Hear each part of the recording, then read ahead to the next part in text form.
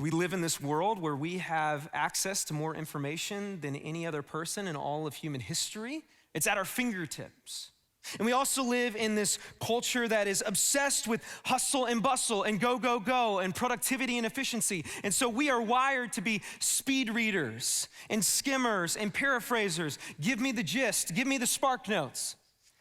And what sociologists say is that can lead to a self-serving or transactional way of intaking information. That I come to something just to get what I need, and then I leave it and move on to what's next. And if we're not careful, that can affect the way that we interact with the Bible. It is possible to study the scriptures and not experience deep transformation. We start our Bible in a year plan.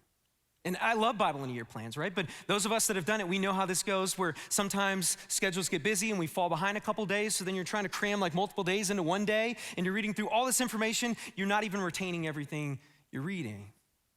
Or it's possible that someone could be so doctrinally sound from a head knowledge standpoint, which, hear me, it is so important that we all pursue sound doctrine and knowledge of it. But at the same time, it's possible to have all that head knowledge and yet not be someone who's actively being transformed into a person who's more loving and more gentle and more patient. It's possible to be seen as the smartest person at Bible study. You know all the Greek and the Hebrew and all of the historical context behind different passages. And hear me, that's important. It's that type of study that even helped me write this sermon, right?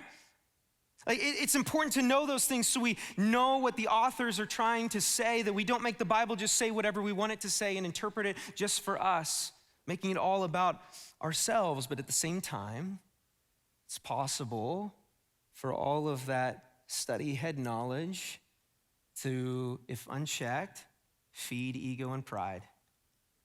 And so we deeply study the scriptures, but we also have to practice deep meditation with the scriptures.